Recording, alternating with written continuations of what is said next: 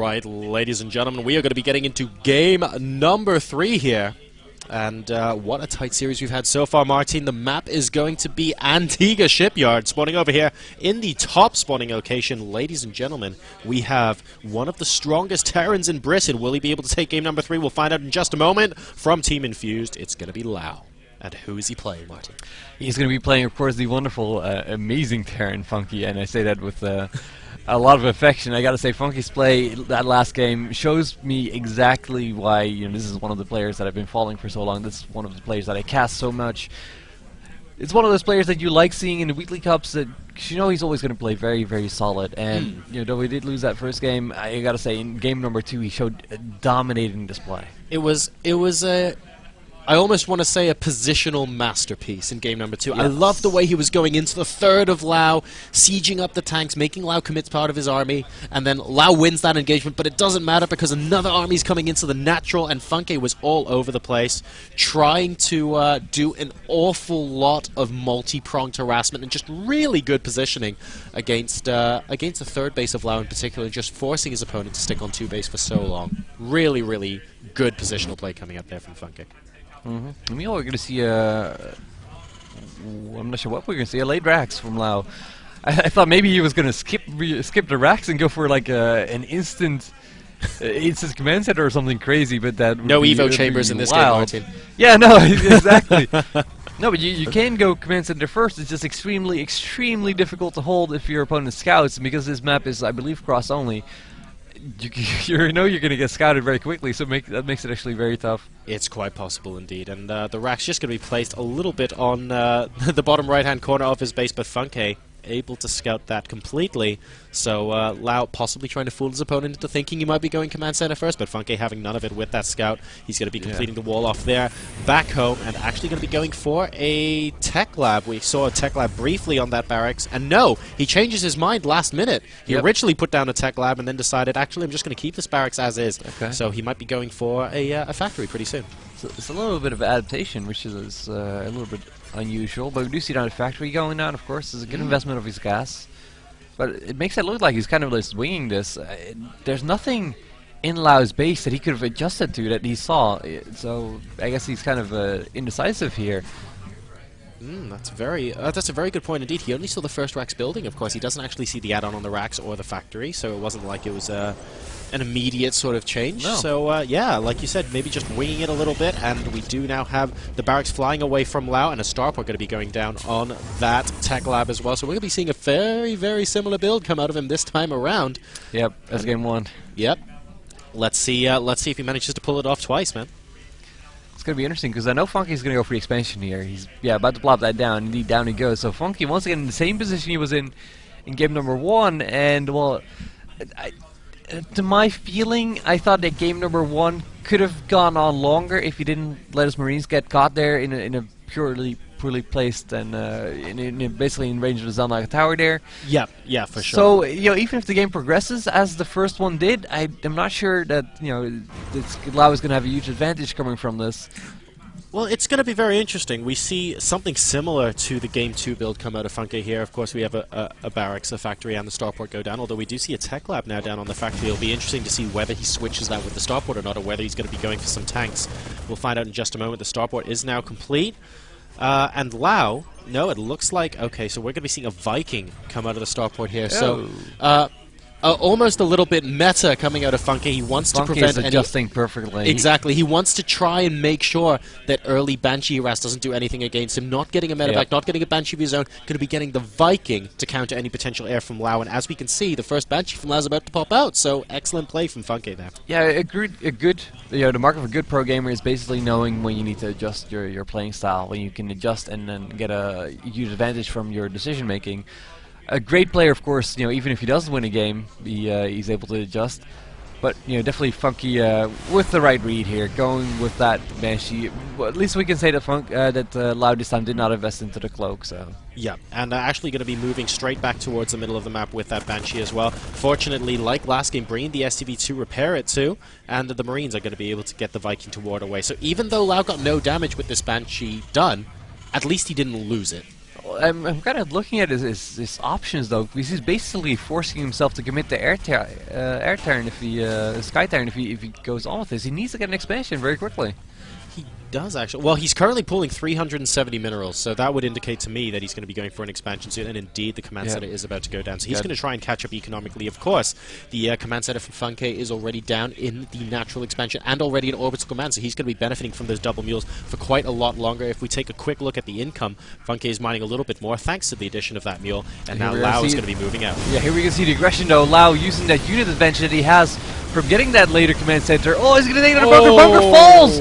Late on the repairs, Funky there. Now Funky in a bit of an awkward position. Oh, but no, hey, the Viking popping out exactly the right moment. Otherwise, the Banshees could have picked off a lot of Marines there. But Funky now is going to stabilize.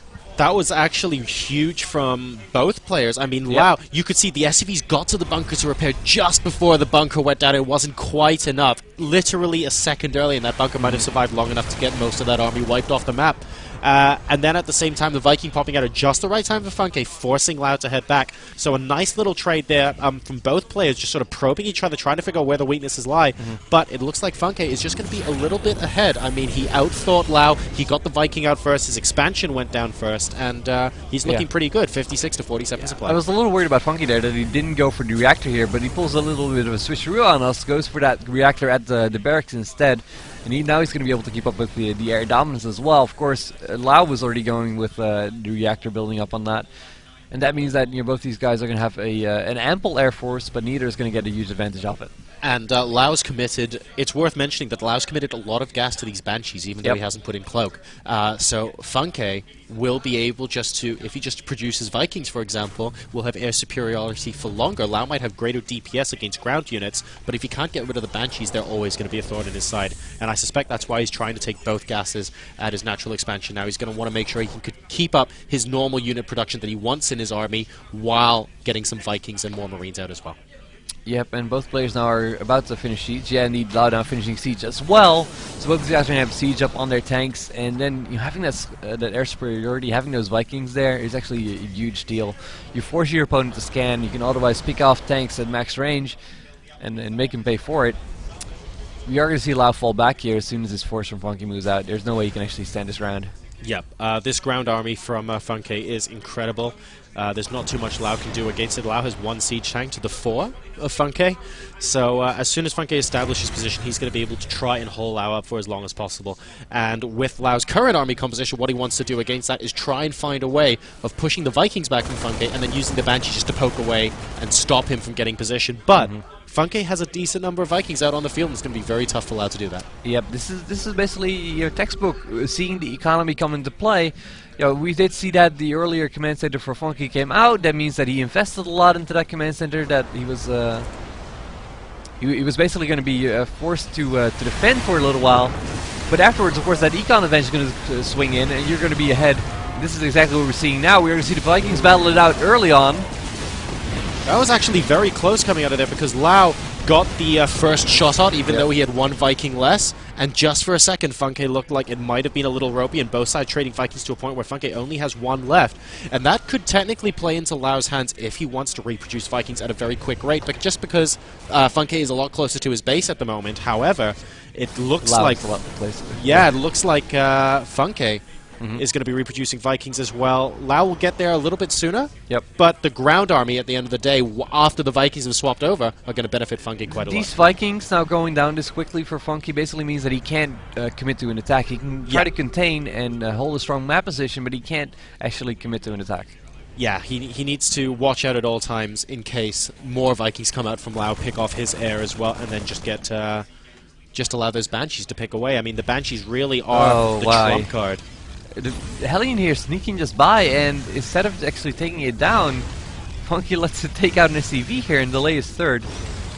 And at the same time, of course, allowing for a scout in the third as well. It's a little bit sloppy there. Funky must have missed that. Of course, he's going to have an SCV on that momentarily, and he's going to start his third very quickly now. This is going to be very interesting indeed. Lau knows, of course, as you just mentioned, that the third is going down for Funkay, so he wants to try and make something happen or take a third himself. But Funkay, heavy mech. Yeah, he's lurking with intent outside here with this Marine Tank Viking composition. I'm going to be breaking down the back rocks at the third as well, just to camp out, make sure Lau doesn't get that economic advantage too soon. However, the production though, yeah, we see one factory out for Funkay as far as I can tell. Meanwhile, there's massive factories now out for Lau, so Lau's going to have a heavy mech composition coming from this. A lot of Hellions coming out now. A lot of tanks in this as well. Oh no, but Funkay actually getting sieged up first in the middle of the map, and that could prove to be huge. I mean, Lau does have additional siege tanks compared to Funkay, but he only has 2 more at this time.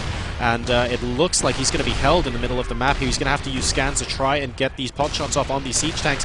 But the air superiority, like we were mentioning earlier, is going Funkay's way.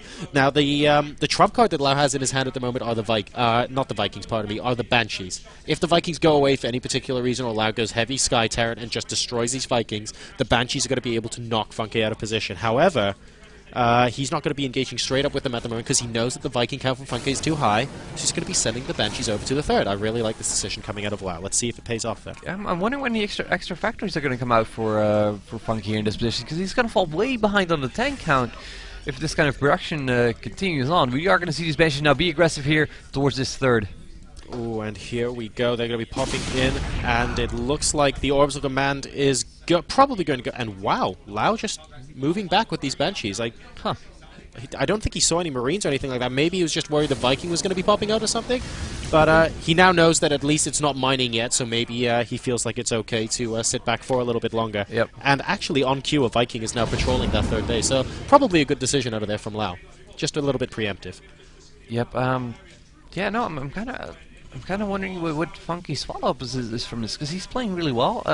Excellent play so far. He's got the upgrades all going, so he's going to be in a solid position there. But eventually, you're going to use this tank, lose this tank war if you can't actually, get more production going. Well, the tank count is currently 9 for Lau versus the 6 for Funkay, and Funkay's actually supply blocked himself just briefly there on 113. He's going to be able to jump up in supply now that those supply depots have finished, but Funkay sort of, I would say, sitting back a little bit in the mid-game here, which is quite strange. Like you said, he doesn't know how many factories there are out for Lau at the moment. I mean, Lau has 4 factories, 3 of them with Tech Labs in his main base alone, and we still only see the 1 factory with Tech Lab in the main base for Funkay, so he's going to have to do something fairly soon. 2 more, though, are now at least going down in his natural expansion. So he is reacting to what Lau is doing at the moment, and because that Viking was patrolling around the third base, he's going to have a missile turret up now. The Banshee's not going to give him too much trouble, and now that he knows he's secured the income, he's going to be going to additional factories. Look at the tank count. This is exactly what we're talking about. 12 tanks now for this 6. Yeah. The heavy mech composition for Lau is going to be very, very frightening here, and a lot of Vikings now out for Lau as well. He's going to have that air dominance very quickly. He's going to have that tank superior tank count. The air dominance is what's going to tip the battle in his favor. Even with more tanks, if he didn't have the superior air count, he couldn't be sure. But now, it's a little bit more dicey. Funkay is going to have 1 shot at this, basically, and that is going to be purely his Marauders, and it's going to come down to the engagement. How many tanks can he pick off, and what kind of aggression can he do with this? Oh, he just picked up all... In fact, he picked up a lot of Marines and Marauders into these 2 medevacs as well, so he's going to be dropping the third base of Lau, but Lau, like you said, his tank count is absolutely huge at the moment. Yeah, scanning... this is good, though. Funkay actually abusing the mobility, of course, from that heavy bio composition that he has. He knows your opponent is heavy tanks. Can't be that mobile, but there's still turrets up here. He needs to be careful, though, because Lau does have 6 Vikings out in the middle now, and if he just moves over and realizes he can actually take this army on head-on, it could be trouble. The turret almost getting one of those medevacs, but not quite able to do so. We do have a decent number of units dropping at the third now. A couple of SCVs are going to be going down. The Hellions leading the charge into the third base. Not exactly wise, considering there are so many Marauders there, but at the end of the day, Lau going to be able to clean this up fairly okay. Even bring a couple of his tanks there, and of course the tank line that remains is completely impenetrable to Funkay at the moment. He does a quick scan just to see how many tanks there are. Goes, oh wow, you have that many? Okay, nothing I can do against that right now. And we see non-stop Viking production come out of Lau. He really wants to assert this air superiority. He knows he is the tank lead at the moment. The current tank count is 18-9 in Lau's favor. And here we go. The air is now moving into the middle of the map, and these Banshees are going to be forcing Funkay back if this air does not win. But crucially, 4 Vikings just show up for Funkay literally at the perfect time, Martin. And it looks like Lau is going to have to fall back for now. But the situation is still looking very dangerous for Funkay in the middle. He needs to be careful. Yeah, right now trading Vikings in this position is not good for Funkay. Funkay should be a little bit more defensive. Just take the free shots and guide them back into the Marines. Now he's standing his ground here, and yeah, trading Vikings back and forth. Need to be very careful with that. Yeah, there's a single SCV here still left repairing. So that's at least something he's got. Meanwhile, he's got his 4th now coming up. And actually, he has his 4th at a high yield. He's now getting a 5th as well. So Funky's going to have a huge econ here. He's going to have to make it happen, though. He's got now Thors coming out. It means that he's going to be a bit weak momentarily. There's Hellions now running into the 3rd here. Hoping to do a lot of damage towards the SCVs here. Oh no, and look at this. Excellent harassment coming out of Lau. 3 Blue Flame Hellions, of course, going to be able to take down a decent number of SCVs. But in the meantime, Lau has been advancing his tank line slowly and slowly through the middle of the map. And Funkay's position is going to have to continuously fall back. These Hellions did a decent amount of damage at the 3rd. How many workers killed for Lau? Currently 16 to 10 in his favor. Yeah, worker count actually now in favor of Lau, who's on far less bases. But oh, he catches the tanks on G's. Perfect engagement there by Funky, but this is going to be enough. Is he going to have the unit count here? He's whittling down the tank count so heavily very quickly. Let's look at the bottom line. We have 12 tanks versus 9 right now. That was a good trade for Funky. Whether it was enough of a trade, I don't know, but it was a great trade for what he had. And the catch is as well, Funkay using those Marauders to the maximum there. Those siege tanks from Lau able to do a decent amount of damage, completely wiping out the bio army, it's worth noting, from Funkay. But at the same time, Funkay evening the playing field as far as tanks are concerned. He's no longer half the number of tanks of Lau. He's only a couple behind at the moment, and he now has a Thor out on the field as well, so that's going to be able to absorb a decent number of hits if that happens again. And now, of course, important, the Funky also has that production now. So, you know, he has those bases up. He has the production now to replenish his tank count just as quickly as Lau is getting them. So basically a great engagement, really, as good as you can ask for. And we now have +2 vehicle weapons going to be coming out as well for Funkay. What is the upgrade situation looking like for Lau? He's currently only 1-0 on his tanks, so the upgrades, once again, Funkay just doing a really good job of being nice and diligent with them, and in the long game, that could prove to be in his favor. He is currently down 20 on supply, though, 138 to 158. Lau's moving out. We'll have to wait and see if it ends up, because Lau looks like he wants to try and engage sooner rather than later. Yep, he's slowly leapfrogging tanks forward now, knowing that, yeah, you know, with scans, with a superior Viking count, that can be okay. But now the Thor's coming on in. Ooh, I don't know if it's good. A lot of the Vikings getting taken out from Funkay here. Lau with a decent number of Vikings left over, and these tanks are going to be able to do so much damage. Of course, he has complete air dominance in the middle of the field, and Funkay now down to 105 supply to the 150 of Lau. I mean, at the end of the day, Funkay is mining more, but Lau positionally is just looking very good at the moment. The tank count is currently back up to 14 for Lau, and back down to 6 for Funkay. That is huge, Martin. Yep, the engagement he picked there was, of course, an engagement to protect his high yield, but he paid the price for it. Now there's Hellions actually coming into his 3rd once again, trying to kill off more SCVs there. The Raz has been very, very deadly here. And we are very close for Lau being able to take the center of the map, and as soon as he takes the center of the map, he'll be able to siege tanks up and basically take out this high-yield expansion for Funkay. We actually see all the SCVs already removed from the high-yield expansion. There's another Hellion going to be dropping into the 3rd here, just doing a little bit more harassment. The number of workers killed for Lau is now up to 25, so there's constant Hellion harassment down the back of this, keeping his opponent on his toes and in several places at once. Really good. Lau nice donating pickoff. A few tanks, yeah. Lau donating a few tanks, wanted to be a little bit greedy, tried to move forward and abuse his vision, but got in range of that planetary fortress and paid the price for it. Now actually, Funky's going to abuse his high ground, he's going to try to go for a flank here. He has a unit count really to get this done with. The Vikings now are being used to spot, but taking heavy damage from the Marines in the meanwhile. Thankfully, Lau has more enough to spare, basically. Sponging up damage. Oh, once again going to go in for a few tanks. Oh, and Lau going to lose a couple more tanks here, being ever so slightly sloppy. He is still ahead in this engagement, but definitely not by as much as he was before. Vikings are landing on the tanks there. There were no tank backup for the Vikings. Lau making an absolutely huge error there. Those Vikings are needed to be spotters for the tanks, and we only have a single Viking left at 5 hit points. That's not going to be enough at all in the long run. No. And, wow, major blunder there with those Vikings, Martin. We'll have to wait and see if Funkay can capitalize on it. And this bio is now moving and taking out the tanks behind. I think Lau may be a little bit tilted here, because Funkay all of a sudden, with this nice small bio flank, is able to completely pull out, and look at this, he's unsieging all his tanks in the middle of the map. Funkay's position is feeling a lot more free now. He's going to have to come back and try and deal with this. He's going to be able to clean this up, but now Funkay has the middle of the map again, and the high yield is still on the map, so really well played from him there.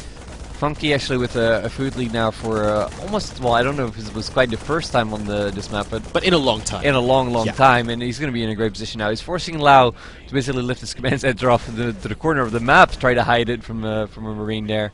So definitely, you know that the income advantage is going to be usually in favor of Funky now. You actually see that he's got about double the mineral income, even with a lot less harvesters, with a lot less SCVs. Wow, and it looks like Funkay now going to be moving into the third base with unsieged tanks. He's just going to move in with maximum DPS, and Lau is absolutely nothing he can do. He's lifting his third base. He is now down to 2 mining bases, and in fact, I believe his main is mined out. Oh, never mind. His natural only is a single patch. Lau is basically not mining at the moment, ladies and gentlemen, and that is going to be so huge for Funky, getting the high ground advantage as well from the third, looking down onto the army of Lau there, and Funky now up 127 supply to 73. Lau's position looking more and more untenable by the second. Exactly. Lau's going to have to pull up a miracle here. I like the little things he's doing. You know, he is forcing these tanks to do some splash damage on themselves. Sending in the SCVs, no. He just decides, okay, enough is enough. There's no way he can come back from this. Good game gets called, and Funky with a quick, well, actually 2-1 to win this game. An excellent match. That was incredible. And guys, don't go anywhere because I think we're jumping straight into the next series. So awesome. I will tune you guys to a quick song while we wait for that to set up. So don't go anywhere. More action to come momentarily.